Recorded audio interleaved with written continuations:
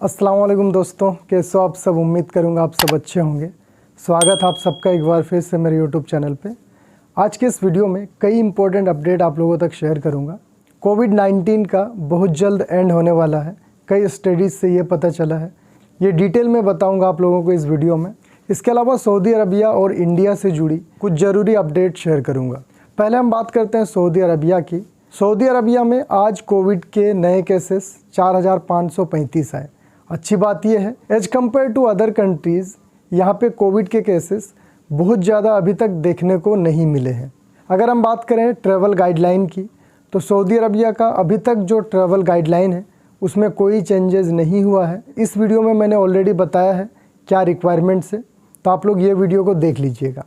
बहुत लोग इंतज़ार कर रहे हैं कि 1 फरवरी के बाद ट्रैवल गाइडलाइन क्या होगा, क्या उस समय बिना बूस्टर वालों को सऊदी अरबिया में एंट्री मिलेगी या नहीं मिलेगी। तो दोस्तों मैं आप लोग को बता दूं, सऊदी हुकूमत ने सेकेंड डोज़ का 3 महीने के बाद बूस्टर डोज़ लगाना स्टार्ट कर दिया। यहाँ पे जिन्होंने भी सेकेंड डोज़ का 3 महीना कंप्लीट कर लिया है वो बूस्टर डोज लगा सकते हैं। ऑब्वियसली बूस्टर डोज लगाने वालों को ट्रैवल करने में कोई प्रॉब्लम नहीं होगा। अगर हम बात करें उन लोगों की जिन्होंने बूस्टर डोज नहीं लगाया है या कोई वजह से नहीं लगा पाए, उनके साथ क्या होगा। सऊदी हुकूमत ने यह भी क्लियर किया है कि बूस्टर डोज 3 महीने के बाद आप लगा सकते हो। इसके अलावा 8 महीने तक आपको छूट दी जा सकती है। 8 महीने के बाद आपका तवक्कलना से इम्यून जो है हट जाएगा। सेकेंड डोज का 8 महीने तक अगर आप बूस्टर डोज नहीं लगाते हो तो फिर आपका तवक्कलना से इम्यून जो है ऑटोमेटिकली हट जाएगा। तो जिन लोगों ने सऊदी अरबिया में सेकेंड डोज का वैक्सीन लिया है और वो बिना बूस्टर डोज लिए अगर अपना होम कंट्री चले गए हैं छुट्टी में, अगर 8 महीने से ज़्यादा टाइम हो जाएगा तो फिर आपको दिक्कत हो सकती है। इसके अलावा उन लोगों के लिए क्या गाइडलाइन होगा, क्या क्वारंटाइन रूल होगा जो लोग बूस्टर डोज नहीं लिए होंगे या फिर जिन्होंने सऊदी अरबिया में वैक्सीन नहीं लिया है, सऊदी के बाहर में वैक्सीन लिया है, बूस्टर डोज नहीं लगाया है, या फिर सऊदी अरबिया के बाहर वैक्सीन का डोज कंप्लीट किया है और बूस्टर डोज भी लिया है, उनके लिए क्या ट्रैवल गाइडलाइन होगा ये पता चलेगा फरवरी 1 को। तो जैसे इसका गाइडलाइन आता है मैं आप लोगों तक शेयर करूंगा। अब हम बात करते हैं तवक्कलना इशू को लेके। जो लोग नए आ रहे हैं इस वक्त सऊदी अरबिया में, क्वारंटाइन में रह रहे हैं, क्वारंटाइन ख़त्म होने के बाद उनका तवक्कलना पर्पल शो कर रहा, ग्रीन इम्यून अपडेट नहीं हो रहा। क्या है इसका रीज़न, मैं आप लोग को बताता हूँ। मैंने कई लोगों का सेम इशू देखा। आप मेक श्योर करिए कि आपका 5 दिन कंप्लीट हो जाएगा क्वारंटाइन का, उसके बाद ही आपका तवक्कलना ग्रीन इम्यून शो करेगा। फॉर एग्ज़ाम्पल, अगर आप में से किसी का 5 दिन का क्वारंटाइन है और आप आज सऊदी अरबिया आते हैं, आज आप शाम को क्वारंटाइन होटल में जाते हैं, तो आज शाम से आपका टाइम स्टार्ट होगा। नेक्स्ट 5 डेज़ के बाद जब आप PCR टेस्ट कराओगे, अगर वो रिज़ल्ट में नेगेटिव आता है तो फिर आपका तवक्कलना इम्यून ग्रीन शो करेगा। अगर 5वें दिन में ही अगर आप मॉर्निंग में अपना तवक्कलना चेक करोगे PCR टेस्ट के बाद, तो हो सकता है आपका तवक्कलना पर्पल शो करेगा। तो इसमें उतना टेंशन लेने की ज़रूरत नहीं है। इसके बाद भी अगर आपका तवक्कलना ग्रीन इम्यून अपडेट नहीं होता है तो फिर आप तवक्कलना से कांटेक्ट कर सकते हैं। आप स्क्रीन पे देख सकते हो, ये तवक्कलना का हेल्पलाइन नंबर है। इसके अलावा तवक्कलना का ये ट्विटर हैंडल अकाउंट है, आप वहाँ पे भी ट्वीट कर सकते हैं या फिर तवक्कलना को मेल करके भी आप अपना इशू को बता सकते हैं। दोस्तों जवजात की तरफ से भी एक अपडेट है। इससे पहले जवजात ने कहा था कि 31 जनवरी 2022 तक जितने भी बैन कंट्रीज़ के लोग हैं उनका इकामा visa free of cost extend हो जाएगा। बहुत लोगों का हुआ, बहुत लोगों का नहीं भी हुआ। इसमें कंडीशन ये है, जिन्होंने सऊदी अरबिया में ही वैक्सीन का डोज़ लिया है उनका एक्सटेंड नहीं होगा। जो सऊदी अरबिया के बाहर वैक्सीन का डोज़ लिए हैं, ट्रैवल बैन के वजह से किसी वजह से वो आ नहीं पाए, उनका इकामा और visa free of cost extend होगा। 31 जनवरी 2022 के अलावा और भी 10 दिन एक्स्ट्रा आपका इकामा और वीज़ा का वैलिडिटी एक्सटेंड होगा। हालांकि ये अनाउंसमेंट करने के बाद भी कई लोगों का नहीं भी हुआ है, और किस रीज़न से नहीं हुआ है इसका कोई सटीक आंसर नहीं मिलता है, जिसके वजह से आप लोगों को सही से एक्सप्लेन नहीं कर पाते। इसके अलावा आप लोगों का सवाल था कि सऊदी अरबिया में नए वीज़ा वाले आएंगे उनको भी क्वारंटाइन रहना पड़ेगा क्या। तो देखिए मैं आप लोगों को क्लियर बता देता हूँ, सऊदी अरबिया जो भी आएंगे जिन्होंने सऊदी में कंप्लीट डोज का वैक्सीन लिया है उनको क्वारंटाइन रहने की ज़रूरत नहीं है। जो लोग सऊदी अरबिया के बाहर में वैक्सीन लिए हैं उनको यहाँ पे क्वारंटाइन मैंडेटरी रहना पड़ेगा। चाहे आप नए वीज़ा में आइए या फिर आप यहीं पे काम क्यों ना करते हो। इसके अलावा कई लोग बार बार मुझसे एक ही सवाल करते हैं कमेंट में कि सऊदी अरबिया का फ़्लाइट तो बंद नहीं हो जाएगा, आगे का प्रोसेस करना चाहिए या नहीं करना चाहिए। तो मैं आप लोगों को क्लियर बता दूं, फ़्लाइट बंद होने का फ़िलहाल कोई चांसेस नहीं है। आप लोग आराम से आ सकते हो। जो कंडीशन है, सिचुएशन इस वक्त, आप लोग ईजीली आ सकते हो। बहुत सारे फ़्लाइट्स चल रहे हैं, हालात बिल्कुल कंट्रोल में हैं, तो आप टेंशन मत लो, आप आराम से आ सकते हो। अब हम बात करते हैं इंडिया की। इंडिया में लगातार 3 लाख के ऊपर डेली केसेस आ रहे हैं और इसमें हैरानी की कोई बात नहीं है, क्योंकि ओमिक्रॉन का ये वेरिएंट बहुत ज़्यादा ट्रांसमिसेबल है और केसेस लगातार बढ़ेंगे अगर आप सही से एहतियात नहीं बरतिएगा। इंडिया में ना तो सोशल डिस्टेंसिंग को फॉलो सही से किया जा रहा है, ना ही लोग सही से मास्क का यूज़ करते हैं। यही रीज़न है कि वहाँ पे कोविड के केसेस लगातार बढ़ रहे हैं।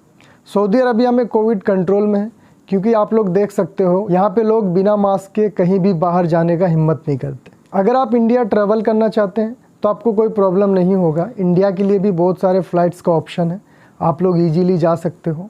इंडिया का ट्रैवल गाइडलाइन क्या है मैंने इस वीडियो में बताया है, तो आप ये वीडियो को देख लीजिएगा। इसमें कंप्लीट डिटेल में बताया है कि क्या क्या रिक्वायरमेंट्स है इंडिया जाने के लिए। दोस्तों, इस वक्त कई स्टडीज़ से ये प्रूफ हो रहा है कि कोविड-19 का जो आतंक है ये बहुत जल्द ख़त्म होने वाला है हमारे बीच से। दोस्तों, कई स्टडीज़ से ये प्रूफ हुआ है कि ओमिक्रॉन का ये जो नया वेरिएंट ये ज़्यादा ट्रांसमिसेबल होने के वजह से इससे इन्फेक्शन के बाद कोविड के जो दूसरे वेरिएंट है, डेल्टा या फिर और वेरिएंट, उससे ये आपको प्रोटेक्ट करता है। इसके अलावा कई स्टडीज़ से ये भी प्रूफ हो चुका है ओमिक्रॉन का जो वेरिएंट है ये कम खतरनाक है as compare to delta variant. इस पर मैक्सिमम कंट्रीज़ के हेल्थ मिनिस्ट्री का सिमिलर अपडेट है। रिसेंटली सऊदी अरबिया MOH ने भी कहा था कि अभी क्रिटिकल केस का जो काउंट है वो कम है as compare to delta variant. जब डेल्टा वेरिएंट का दौर चल रहा था उस समय क्रिटिकल केस ज़्यादा आ रहे थे। रीज़न ये है, ओमिक्रॉन का जो वेरिएंट है ये आपका मुंह, नाक और गले तक ही सीमित रहता है, इससे नीचे आपका लंग्स तक नहीं जाता है। वहीं पे अगर हम डेल्टा वेरिएंट की बात करें तो डेल्टा वेरिएंट आपको इन्फेक्टेड करता था आपका लंग्स को, जिसके वजह से लोगों को सांस लेने में दिक्कत होती थी और उससे कई लोगों की मौत भी हुई। दोस्तों, इसके अलावा कई एक्सपर्ट्स, कई स्टडीज़ का ये कहना है जो लोग नॉन वैक्सीनेटेड हैं उनको ओमिक्रॉन का वेरिएंट जल्दी इन्फेक्टेड करता है, जो लोग वैक्सीनेटेड हैं उनको ओमिक्रॉन जल्दी इन्फेक्टेड नहीं कर पाता है। रिसेंटली CDC का भी ये रिपोर्ट आया था, centres for disease control. CDC से जो भी रिपोर्ट आता है, जो भी रिसर्चेज होते हैं, पूरे वर्ल्ड में उसको मान्यता दी जाती है। CDC का स्टडीज़ भी यही बताता है जो लोग बूस्टर डोज लिए हैं वो ओमिक्रॉन से सेफ़ है। दोस्तों, ये बात बिल्कुल सही है कि ओमिक्रॉन वेरिएंट कम खतरनाक है एज़ कम्पेयर टू डेल्टा या फिर दूसरे वेरिएंट, लेकिन फिर भी हम ओमिक्रॉन को इग्नोर नहीं कर सकते। ये भी कोविड का ही एक वेरिएंट है, एक वायरस है और इससे भी कई लोगों की मौतें हुई हैं। ऐसा नहीं है कि इसमें डेथ रेट जो है वो 0 है। अगर हम कंपेयर करें कोविड के डेल्टा और ओमिक्रॉन वेरिएंट के इन्फेक्शन केसेस की और डेथ्स की, तो इसमें काफ़ी ज़्यादा डिफरेंस है। दोस्तों, आप ये ग्राफ देख सकते हो। ये ग्राफ में सीधा ये देखा जा सकता है वर्ल्ड वाइड 2020 में कोविड के केसेस किस तरह से आ रहे थे। उसके बाद 2021 एंड में दिसंबर में देखिए ये ग्राफ कितना ऊपर चला गया, क्योंकि नवंबर एंड में ओमिक्रॉन का वेरिएंट आया था। उसके बाद ये वेरिएंट इतना तेज़ी से फैलने लगा हर एक कंट्री में कि ये ग्राफ देखिए आप सीधा ऊपर चला गया। तो इस ग्राफ से बिल्कुल देख के समझा जा सकता है कि ओमिक्रॉन वेरिएंट डेल्टा से कई ज़्यादा ट्रांसमिसिबल है। डेल्टा वेरिएंट के कंपैरिजन में ओमिक्रॉन बहुत जल्दी लोगों को इन्फेक्टेड करता है। वहीं पे अगर हम डेथ्स का ग्राफ देखें तो इससे बिल्कुल देखा जा सकता है कि डेल्टा वेरिएंट में ज़्यादा लोगों की मौत हुई है as compare to omicron variant. इस ग्राफ में आप लोग देख सकते हो 2020 दिसंबर से 2021 दिसंबर तक का ये ग्राफ है। सबसे ज़्यादा लोगों की जानें गई हैं दिसंबर 2020 में, क्योंकि उस समय डेल्टा वेरिएंट का पीक टाइम था। उस समय देखिए ये ग्राफ काफ़ी ऊपर है। उसके बाद अगर आप अभी का देखेंगे जो ओमिक्रॉन वेरिएंट का पीक रहा है 2021 दिसंबर में, उस समय ये ग्राफ नीचे है, क्योंकि इस समय लोगों की डेथ्स कम हुई है। एक टाइम था जब यूके में सिचुएशन आउट ऑफ कंट्रोल होता दिख रहा था, लेकिन अब वहाँ पे केसेस कम आ रहे हैं और वहाँ की गवर्नमेंट ने जो रिस्ट्रिक्शन थी वो भी हटाना स्टार्ट कर दिया है। फ्रांस में भी केसेस बहुत ज़्यादा आ रहे थे, वहाँ पे भी अब हालात नॉर्मल होता दिख रहा है। वहाँ पे भी जो पीक टाइम था वो ख़त्म हो चुका ओमिक्रॉन का, वहाँ पे केसेस अब कम आ रहे, तो वहाँ से भी रिस्ट्रिक्शंस हटाए जा रहे हैं। ऑस्ट्रेलिया में अभी केसेस ज़्यादा आ रहे हैं क्योंकि वहाँ पे ओमिक्रॉन का भी पीक सीजन चल रहा है। सेम वही हाल इंडिया का है, इंडिया में भी ओमिक्रॉन का पीक टाइम चल रहा है। जैसे ही ये पीक टाइम ख़त्म हो जाएगा उसके बाद आप देखेंगे केसेस आना कम हो जाएगा। उम्मीद करूँगा ये वीडियो आपको अच्छी लगी होगी। मिलते हैं फिर नेक्स्ट वीडियो में। ख्याल रखिए अपना। Thank you so much for watching.